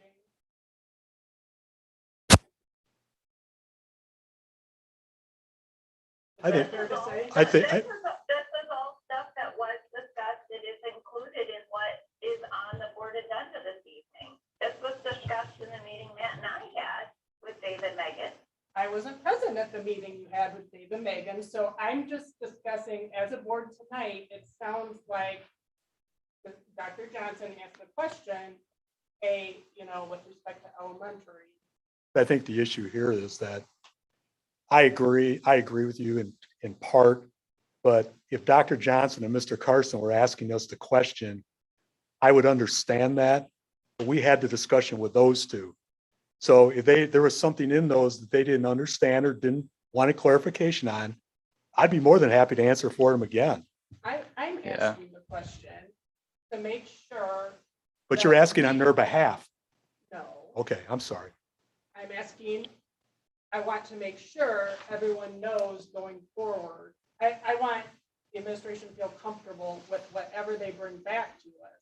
And it sounds like some of these were not discussed in some of the meetings, or, maybe people didn't go through A through D, and Mr. Bucher hasn't had his meeting yet. So obviously, don't want to do that, but I think the initial discussions have been had, right? And if there's any specific guidance that you want now, then as I'm understanding it, correct me if I'm wrong, if there's anything additional you need to have the conversations about or to clarify on this, we can do that. And then next steps are to take that information and begin to formulate something that will come back to us in January, not as a final recommendation, but as okay, here's where we're at for next steps, so that we're looking at making recommendations and decisions. Am I understanding it correctly?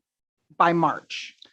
Yes. Is that right? Yeah, I think the risk though that we have right now, I think you're right. And I think the risk that we have now is if I look at the list, this is a list that basically says, hey, you need to do a little bit better at the same thing. And I'm concerned that if we bring that back, that doesn't seem to be what you also had said, Ms. Whitcomb, like, hey, we don't want to just repackage it, right? So if that's what the intent is from the board, I think we need to be real clear and direct about that right now. Because when I read through what these two have, and if we're saying, yep, this looks good, make recommendations based on this, this is going to be, hey, we're going to increase our communication. We're going to provide more professional development for teachers. We're going to try to get better with our curriculum development and identifying what's beyond standards. It's not going to be, if we use this just as the feedback for improvement, it's going to be the same proposal with an action plan for professional development, probably. That's the risk I think that we have right now. And if we bring that back in January and that's not what the board's looking for, then we're another month behind. Yeah. I'd be more than willing to come in and have another conversation. If there's any clarification on that, be more than willing to talk anytime you want. And my Whenever. question is, what I'm seeing when I look at the comments, is you guys need to implement this policy better as a new guys administration. So you need to improve communication, improve reporting out, improve data collection. Funny, but what I see when I see that is the comments are okay. You guys need to do this better. It's direction to administration. Here's where the implementation of the grading policy is not clicking on all cylinders. I can do this. And it's fine if that's the feedback. That's the way it reads to me right now. And I understand that your feedback hasn't been. In fact,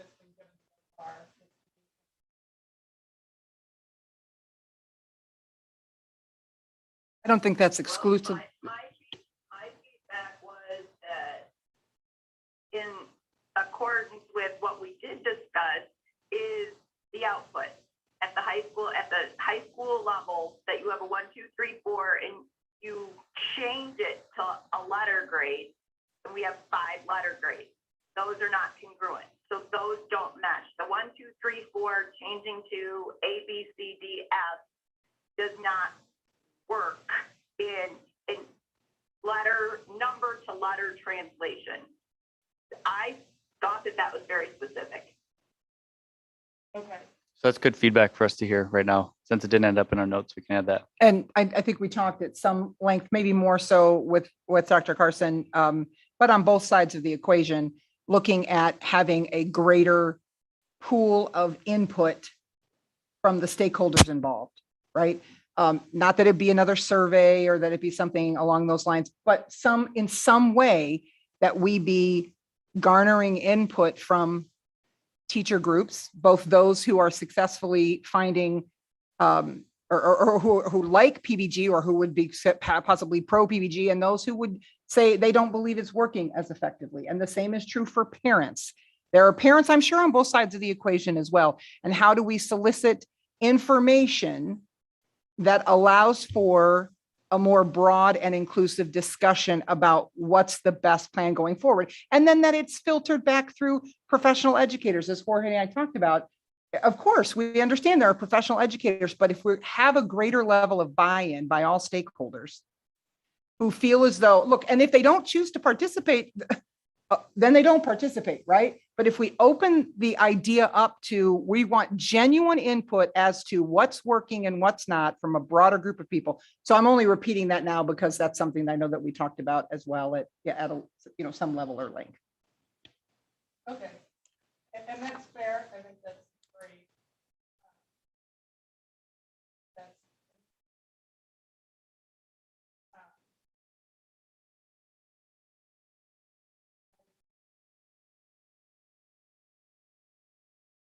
I don't know what we want.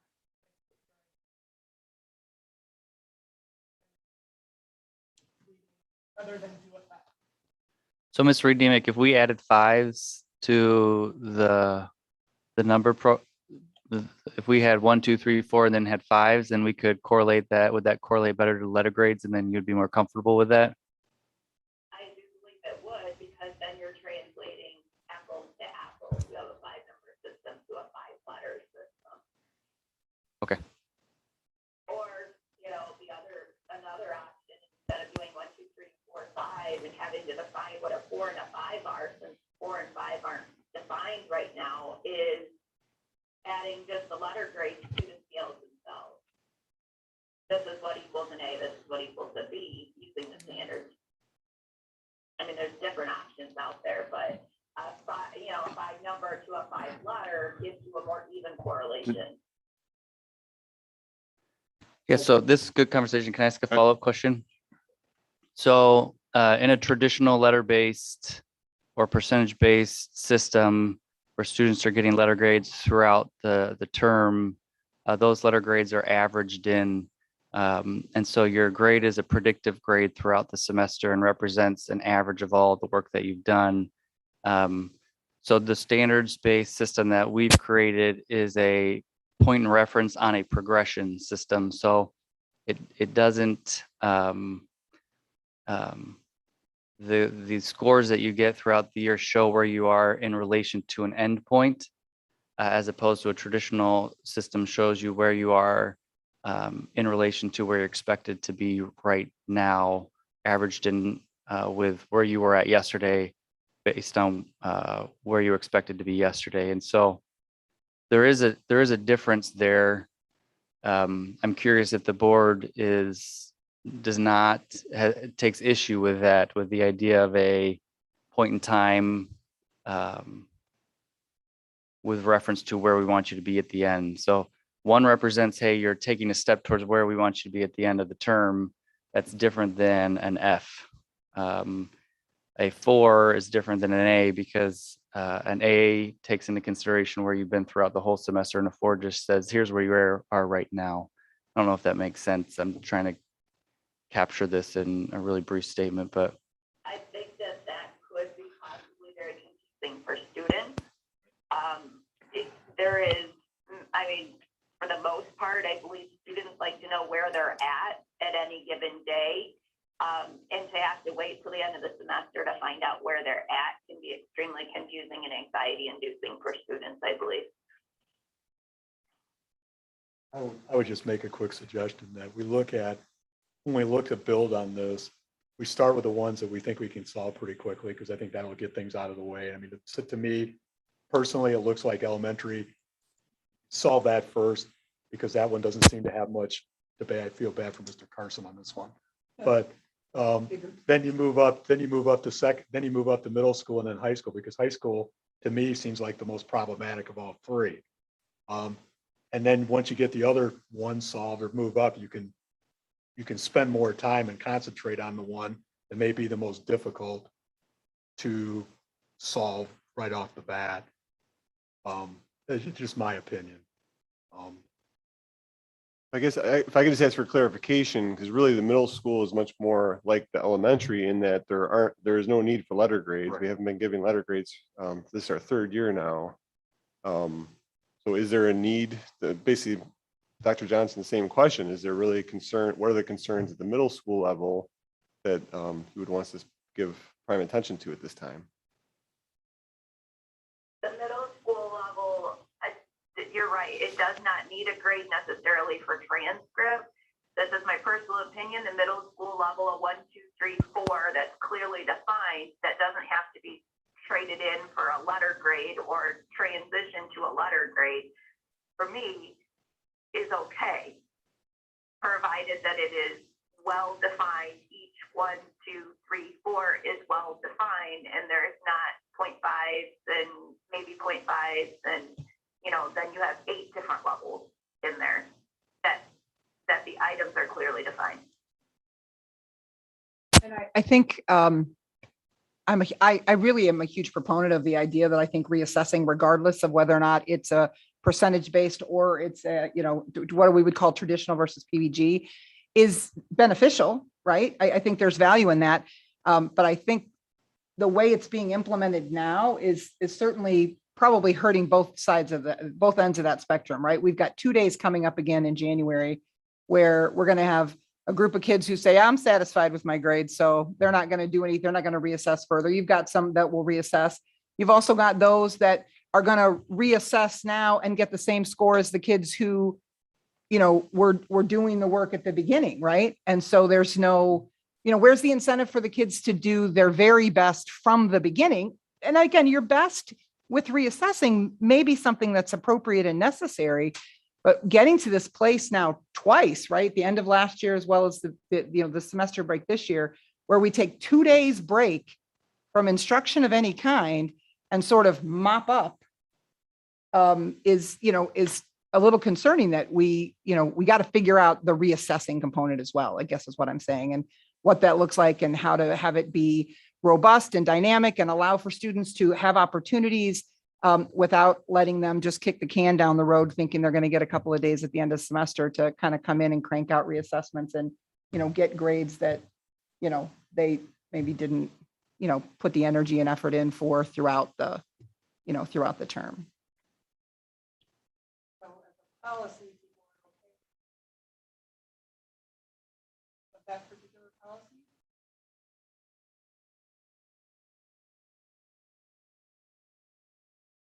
we'd like to know this.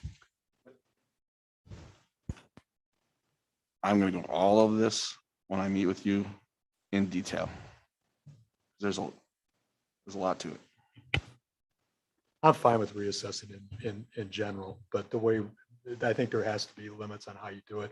We've allowed, it's been all over the board for years. I know you guys, we talk about, when we talk about the positives of this, we do it by talking about the negatives of the old. The reassessment, teachers for years have some let them make up tests, some don't. Some you can make up homework, some you can't. Some do for half credit, some did for no credit, some did for full credit. It's been that way for a long time. For all my 40 years in education, pretty close to 40 years in education. So I'm not against reassessment in general, but that if that's what you were asking for, that's my answer. I would also support that notion in terms of supporting reassessment. Clearly, if there's an opportunity to do it better, now's the opportunity to do that, but I would probably support the reassessment. Well, piggybacking on.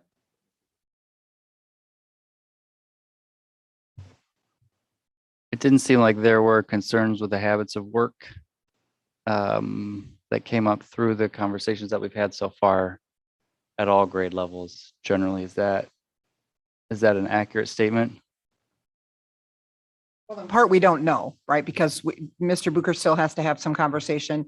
And then that input may bring up something for other people that they would want to, speak into, perhaps rather than Okay. waiting till the next board meeting. That input, when it's available, could be shared or added to, right? In whatever way is appropriate, so that we could say, oh, okay, I hadn't thought of that. Yes, I would, that resonates, or something like that, to get the broader picture of, is Okay. Tom the only person, or Mr. Booker the only person who hasn't I believe met so. with it? Okay. Yeah. So, that might be helpful as soon as that happens, to get that input, because, I know in looking at some of these things that others said, I went, oh, well, good point. I don't know that we hit on that necessarily. So that the same might be true for input from, the last individual who hasn't had that conversation yet. If it could be shared when it's, when that meeting happens. So should we wait till January? Go ahead, Allison. In regards to habits of work, provided that they're looked at consistently, at the middle school level, habits of work are based on a 1, 2, 3, 4 system, but that rubric is not available, parents at least. And at the high school level, habits of work is meets expectations or needs improvement. So that's not a 1, 2, 3, 4 system. And I'm going to be honest, I'm not sure what the elementary school is.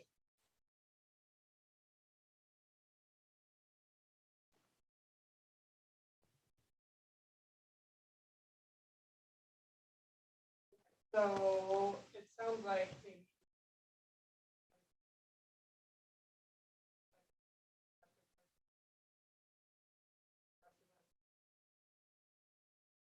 bring in, it sounds like we are working on grading policy.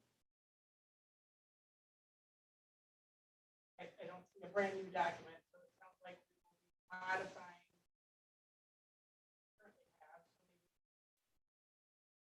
Well, I don't know Dr. that Carson I don't know that and we're there yet. Dr. Johnson, Sorry. I mean, yeah, well, I think we need to get going on it if we're creating something out of whole cloth. From the feedback the first time around, it sounded like, hey, we need to work on implementing this. If people are going to create something out of whole cloth, I think that needs to be soon. But if we are keeping at least parts of this, good.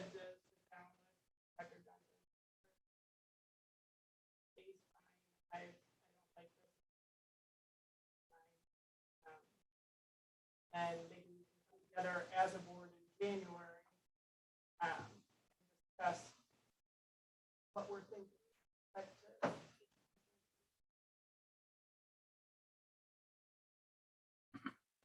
We can come back and do this again in January? Yeah, I'd be fine. Okay. Or sooner if they want to have an individual meeting again. I'm with that too. To discuss as a whole board? We'll bring it back in January. Then the expectation is in 2 months, we'll potentially provide a whole brand new system that was not yet offered in Belvedere schools, potentially.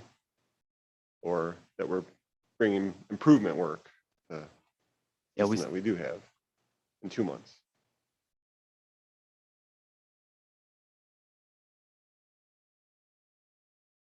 My impression, that's, So if there's discussion in January and the request is that we have another proposal before you in March, that then gives us 2 months.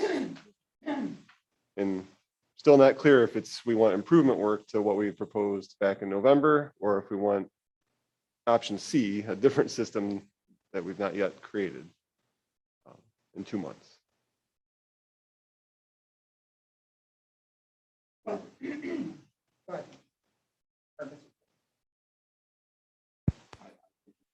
Clear in a month from now. Okay. And hopefully, I would concur. And also, I'm going to just drive home the point again, that getting a broader group of people talking into the process. You know, teachers, parents, students who can talk about their experience with the system, what's working, what's not, and how viable is the system with, as you just said, option C, or making something, fit that, or retrofitting what exists.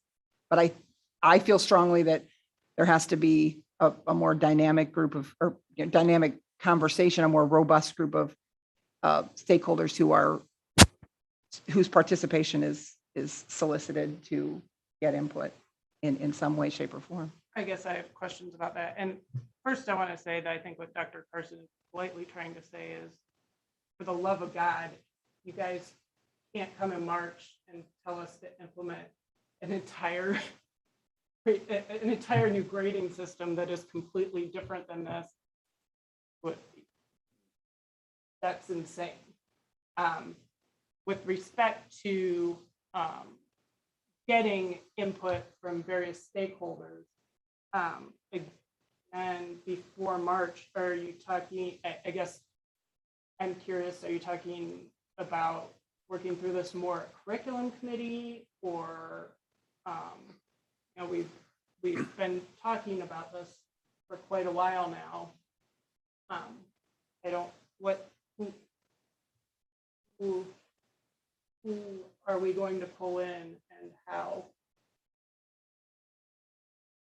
And I think, so if we're gonna facilitate group meetings with stakeholders, I think we do need to know, are we asking for improvement on the current system, or are we sitting down with them to redesign a brand new system? Well, I think their input is going to tell us that in part. Now, again, we're not going to substitute, 500 opinions for the work of a team. I understand that.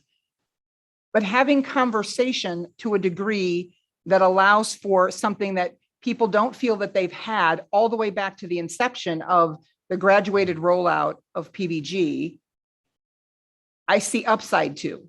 Is there a way to be comprehensive enough between now and March? I don't know. I'm simply making the suggestion, the recommendation, the personal input that the emails we get, the conversations that we have, the people who stop you and talk to you and mention things or ask are saying those sorts of things. We have a great group of administrators, a great group of teachers, both, for and against, if you will, PVG. So soliciting input from them it may not be easy. I'm not saying that it would be easy, but I don't think it is baseless or unwarranted for input on the design of what the 22, 23 grading promotion system looks like. Yeah, I believe we also think it would be valuable. We just want to make sure that we do it right. So we sit down with a group, if we're going to take the time of the people, we want to make sure that we're getting the feedback from them that's going to be correctly informative. I'm asking, wouldn't the feedback be what drives that kind of discussion and decision? I'm not. Everything I am going to present is not from me. And I will present that to you guys, and it is in detail. Next best step. You just to get the last of the input and then whatever clarifying questions you have. And then ultimately you guys, the administrative team is going to weigh in on whether or not it's feasible. Are you planning to pursue that option? We're giving options. I've been right there. We're giving recommendations and options, which is, I thought, what we were being asked for. Are we missing the mark? No, I think that is what we were asking you for. I think there's a disconnect though, because I feel like we're getting from some board members, we need to redesign, but the collective feedback we got was not redesign. It was continuous improvement, professional development. We're really, I think there's a disconnect somewhere between the messages that we're getting. I feel like. Yeah, and so when we changed the policy, we took the responsibility of creating the grading policy from the administration and put it on the board. So we need to develop the grading policy. Obviously, we would do that with the help of our administration. But right now, December, our administration does not know what we want. They'll know better in January what we want. I think it's safe to say that if you're asking our administration to implement a completely different, brand new grading policy that we adopt in March for the school year,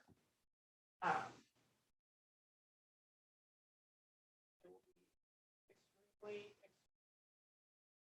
difficult and messy. At time that's already extremely difficult and messy for our administrators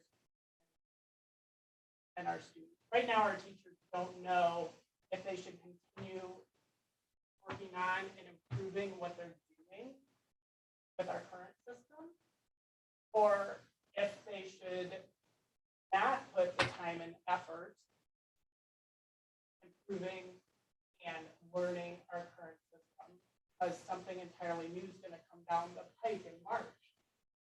We have no idea what we're doing. And that's a really, really difficult position. So I hope once January rolls around, we'll say to administrators here, yeah, we're working off what we have now. You know, our direction to you is aspects of implementation, or scrap this thing. Here's what we want you to do. Then our administrators know what they have to do. Yes. So January? January. Finance department structure. Let's see. This is just probably an update that we are looking at the finance department and their personnel. And hopefully we can talk through, Ms. Reed Nemick suggested maybe we talk through in business services. We've been looking at some other school districts and how they size and staff their finance and operations departments. So probably, hopefully a preview for upcoming discussions. That's it. Upcoming contracts for discussion, ECRA Group, which was attached.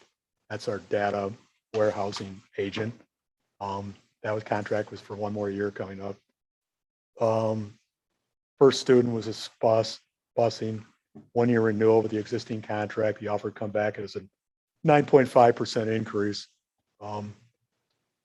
You can read it. And UW Health was for a 0.5 licensed clinical social worker to provide counseling services to our employees. And they would operate out of the clinic space. Do you have anything else you want to add, Dr. Wiseman? I have a question regarding the ACRA contract. The ACRA contract would only be needed for roughly 1 more year, correct? I don't think that's the case. Okay, because it says we have contracted with ACRA since 2015. You need to maintain the contract for at least 1 more year. Would be to then regarding termination is to take out the automatic renewal clause. So we don't need them for beyond another year, that we don't get scratched with it if we don't notify them. Okay. Yeah. Okay. We could talk to them, but I think the reason that right now it's needed is it's part of our teacher evaluation. Plan. Every year that evaluation committee meets and discusses possible changes. So it's possible at any given year that they might strike that. Yeah, so maybe on a year basis going forward, so we don't get stuck with an extra year of a contract. Okay. Next item was upcoming contract and renewal reports. See, we had nothing there. This time I'd like to turn the meeting over to Dr. Wiseman for administrative reports. Let's see. So I did write down just for superintendent comments, just to bring up the topic of the insurance carrier review. I know we talked about that and Dr. Brown said he can move forward with that. With his absence, I'm going to recommend that we consider pausing on that review. I think we did get back some information in business services that we reviewed, just saying, hey, when we did start to go out to look, some of the responses we got back were this isn't really a good time to look at that anyway. So something for the board to consider. The offices are closed beginning this, let's see, what is today? I don't even know what day it is. Wednesday. Starting this Wednesday through January 2nd. We did update the meeting time starting today. So the public knows we are going to continue with our generally normal time of starting around 6:30. But the board is trying to get their executive session closed items completed before the board meeting. So they'll start their closed executive session at 5:30. And when completed with that, we'll start the board meeting. That will probably be sometime between 6 and 6:30. But probably no later than 6:30, I think was the intention. We did include for the public a report from the Illinois Association of School Boards on the resolutions. I know Ms. Mayville participated in those. The topic specifically that I had brought up around arming school personnel did not pass, but it was close. It was 202 to 181. It's been pretty close the last couple years when that's been brought up. We did make some changes to the return to school plan. So most of these changes really that we sent out were to get more specific on social distancing in the classrooms. Some specific things like, hey, don't bring whole groups of whole classrooms down to the carpet for reading time. Make sure that you're organizing. A lot of them are reinforcing. So make sure that you're organizing your classroom so students can be at least 3 feet apart. We've had a significant uptick in quarantines that's really been parallel to the uptick in positivity rates in the community. So we're doing as much as we can to keep those quarantines low. But as the community goes, so will our quarantines go, most likely. I am going to send out here this week a reminder to parents about some of the procedures and protocol signups again for some clinics that are happening, some vaccination clinics that are happening here in January that the health department asked us to put out, and requests from some of the hospital systems that families take the precautions seriously over break. The hospitals are starting to get overwhelmed again and pretty full. Let's see. We are getting close to being able to implement a new screening program. If we remember a couple months ago, we decided to part ways with SHIELD. The new program that we've been looking at and have done trials with some of our staff is a testing program called Midwest Testing Coordination Center, or MCC.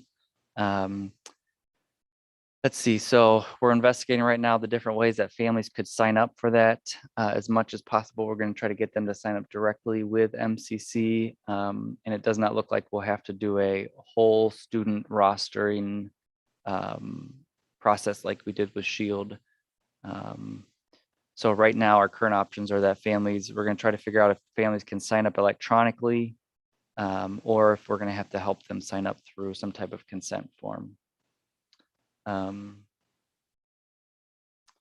Let's see, it might be useful for either in curriculum committee or in business services to talk about how we would like to look at our ESSER funding in the future. Some of the initial contracts that we brought to the board haven't been approved. We've had a real hard time filling all of our after-school support positions at our elementary schools, and aren't going to be able to offer after-school programming in some of the schools. We've had low enrollment, low interest from the families, but also really low levels of staff being able to come to that after school and work at that after school. So we're going to offer it where we can, where we have staff that we're able to. Our original plan back at the beginning of the school year was to increase offerings as the semester went on. We haven't been able to do that in part because of staffing needs, either at the schools or with the transportation department. But we do have a lot of money that is still sitting there that we probably need to continue to talk about. Hey, how are we going to use this? How can we use this during the school year? A lot of that money is going to be allocated from ESSER 2 for summer programming, but we've got a lot of money here with ESSER 3 still that we haven't been able to spend and may not be able to spend with some of our original strategies. That's probably all from my administration report section, unless people have questions about any of that.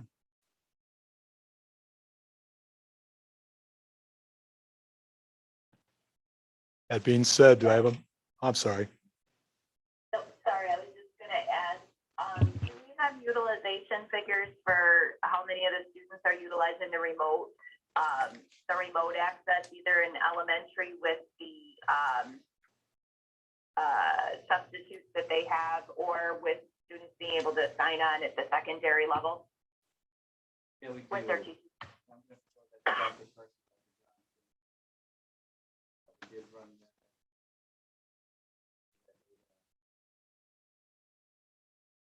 So for elementary, it's been pretty consistent. We do a week by week of how many students are there, and then we compare it to the actual number of quarantine cases. So about 25 to 30% of the students take advantage of the tutoring. The numbers in terms of secondary students who log into the meets that are made available for them. Going to increase, sadly, because as the community goes, so goes the school. Is there some thought about how we can either move the needle or add in a secondary or supplement? I know staffing is an issue, right? Maybe we just say, look, we're going to get 25 to 30% and we're just not going to, I'm asking, do we not think we're going to do any better than that?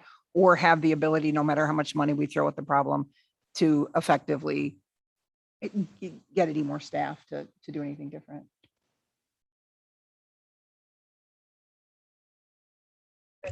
Are their capacity 25 to 30% of the total number excluded?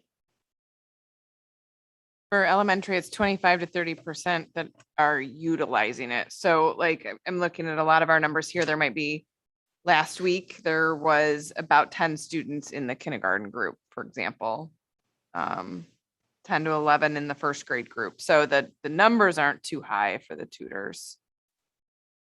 Yeah, it's the same at the secondary level. It's students just simply not joining the meet, either because they choose not to or they feel they don't need to, whatever the case may be.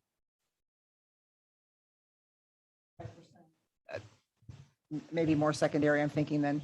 Are we seeing, are we tracking? Are we seeing those kids just aren't doing the work, or are they doing it on their own and it's still getting turned in and, they're staying on par? Or are we seeing a significant drop in staying on pace in students who are on quarantine? So we did basically a sample of students and of teachers, and basically what the data was is the amount of work I did before when I wasn't quarantined is about the same as what it was when I was quarantined. And that's what teachers basically said is, students who were turning in work before they were quarantined, turned in work while they were quarantined. Students who had a tough time getting work in when they weren't quarantined, had a tough time turning in work when they were quarantined. Any preliminary numbers on, or are we there yet with utilization of that hours bank of online tutoring that we bought?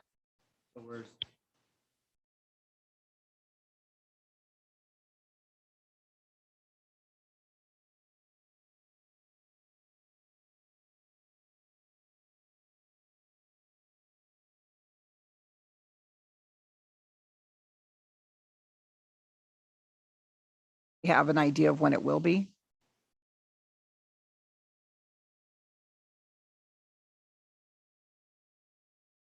Because if that's a strategy that we might want to expand, we need to know whether or not we're using what we've already bought, right? Wasn't that the idea that we could buy more if maybe we flood through that and kids just flock to it, then, sooner rather, okay. I agree. I can find out if we know an ETA on that. Anything else for Dr. Weisman? That being said, do I have a motion to adjourn this meeting? No. Oh, I'm sorry. Sorry. It was my, oh, that's right. We have to do the, it was my oversight. I had a conversation with President. We knew that our secretary was going to be out tonight, and we discussed appointing a secretary pro tem.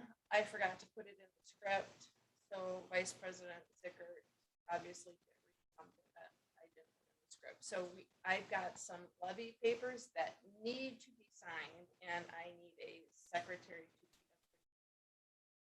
my error big time. How I do, move to appoint Mrs. Mayville as Secretary Pro Tem.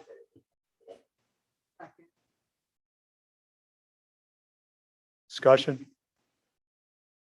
Yeah, roll call. Okay. Okay. Ms. Mayville has been appointed Secretary Pro Tem for this evening. I apologize. No, it's my fault. Apologies This action's told me before and I forgot. So it's just as much my fault or more than it is hers. So she has no apologies to give at all. Matt also wasn't aware he was going to be running the meeting until this morning, so thank you very much, Matt. Yeah, good job, man. Hey, Carla made a comment about what it took to run it a long time ago and she was wrong. I probably couldn't even get that level. Yep. So that's probably true. So that being said, do I have a motion for adjournment? Second. Motion made by Mr. Herrera, seconded by member Whitcomb. All those in favor say aye. All those opposed, nay. Meeting adjourned, 8:40.